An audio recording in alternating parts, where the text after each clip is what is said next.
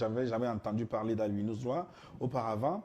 Mais donc, cette sortie du procureur de la République en Côte d'Ivoire, ça vous offre finalement une piste, puisque du monde entier, c'est... Non, écoute Gilles, quand le capitaine Traoré a parlé, je me dis, mais le type là, hein, il a le sens de la formule, voilà, il a beaucoup d'imagination, il a beaucoup d'humour.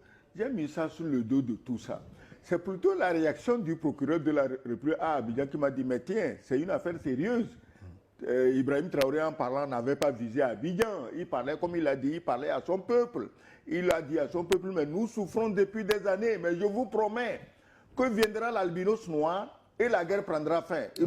Est-ce que c'est quelque chose qui aurait rapport avec la Côte d'Ivoire? Mais pourquoi ça aurait rapport? Est-ce que c'est la Côte d'Ivoire qui fait la guerre contre le Burkina? Non, puisque le procureur a réagi interdisant Non, je dis, à ma connaissance, laissons de côté les rumeurs. À ma connaissance, la Côte d'Ivoire n'a jamais déclaré la guerre contre le Burkina. Alors, maintenant, peut-être ils avaient ça en projet. C'est ça, et même si c'était le cas, ce n'est pas au procureur de réagir. Voilà. Parce que les procureurs ne font pas la guerre.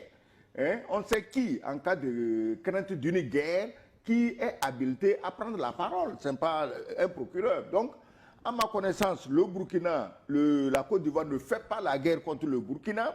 Et si on promet la fin de la guerre au Burkina, je ne sais pas pourquoi ça toucherait la Côte d'Ivoire. C'est ça le problème. C'est ça. Les Burkinabés souffrent.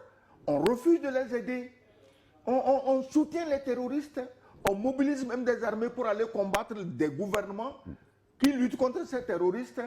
Et aujourd'hui, un président de l'espace AES dit, mes amis, mon peuple, bientôt on va sécher nos larmes.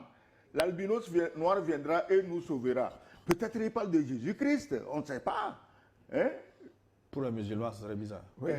Peut-être il parle de Jésus-Christ. Ou bien, je ne sais pas si chez les musulmans, il est prévu le retour du prophète. Ou bien, dans ce cas, il parle du prophète. Il va revenir et nous libérer. Est-ce que nourrir un espoir pour soi-même et pour son peuple, en quoi cela touche un autre pays ailleurs? Alors, comme il le dit, il y a anguille sous roche. Le conscient et le subconscient se mettent en pleine ébullition. Mais ils n'ont qu'à faire attention parce que maintenant, la maladie AVC, là, ça se promène beaucoup. Hein, parce que ce n'est pas la peine qu'eux-mêmes ils s'empoisonnent. Hein, Ibrahim Traoré leur souhaite bonne santé, il leur souhaite longue vie. Hein, mais lui, il attend son albinos noir et ils ne pourront rien contre l'albinos noir de Ibrahim Traoré. Je dis que moi, j'avais pris ça comme de la plaisanterie, mais la réaction du procureur de la Côte d'Ivoire nous dit que c'est une affaire extrêmement sérieuse à laquelle il faut accorder beaucoup d'attention. Ce qui est encore surprenant, c'est qu'au cours de cette interview, le cas ivoirien a été clairement évoqué. C'est-à-dire qu'on a posé la question à Ibrahim Traoré de savoir s'il a le sentiment que la Côte d'Ivoire sert de base arrière aux terroristes. Sa réponse a été très claire et sans embâche, que la Côte d'Ivoire fait plus que ça. C'est-à-dire qu'ils hébergent pratiquement tous les ennemis du Burkina Faso. Ils les financent, ils les entretiennent. Moi, je pense que c'est quand même une accusation grave qui devrait en réalité amener le régime ivoirien à réagir si vraiment c'est des accusations fallacieuses. Puisqu'il le dit sur la base d'un certain nombre de faits. Et ce n'est pas la première fois que Ibrahim Traoré évoque le fait que la Côte d'Ivoire appuie de façon déterminante les terroristes. Mais jusqu'à présent, la Côte d'Ivoire demande qu'on montre les preuves. Mais c'est ce qu'il est en train de dire. Il a dit, ils ont demandé ça quand encore. Oui, dans toutes les interventions, les répliques ivoiriennes. Et puis il a raisonné, il a été très courant en disant, mais écoutez, nous sommes tous des pays voisins.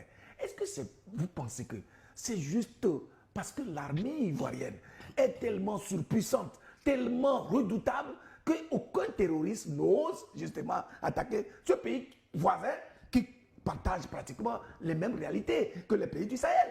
Alors, donc, ces questions-là titillent quand même l'esprit humain. On est obligé d'analyser et de raisonner. Oui, et si ce n'est pas le cas, la Côte d'Ivoire demande des preuves et non un raisonnement. Oui, à propos de preuves, Gilles, vous savez, dans le monde francophone, nous sommes enfermés dans la bêtise. Le monde francophone, on ne réfléchit pas. On nous a tellement moutonnisés depuis des siècles. Je te rappelle un fait. Prends l'histoire actuelle entre l'américaine Candace Owens contre l'épouse du président de la République française. Qu'est-ce que la justice américaine demande au Macron, prouvez que vous n'êtes pas ce qu'elle dit. C'est Oui, plutôt c'est la justice américaine qui oui, fonctionne. oui. C'est pour te dire que si on avait un peu de bon sens chez nous, c'était aux Ivoiriens de prouver à Traoré que nous, on n'héberge personne. Ah ouais, voilà ce que je veux te dire. Et il demande quelle preuve. C'est à lui de prouver qu'il n'héberge personne. Mais ce n'est pas comme ça que la justice fonctionne chez nous. C'est pourquoi j'ai dit que la justice moutonnière des systèmes francophones n'est pas une justice. C'est ce que je me tue à te dire. Écoute ça. Tu ne vas pas me dire que la justice américaine est moins bonne que la justice française. Donc, les Américains, quand ils ont dit au Macron, c'est à vous de donner les preuves, ils n'ont pas pu se soustraire à ça. Pourquoi ils n'ont pas dit, ah non, chez nous, la justice, c'est pas comme ça.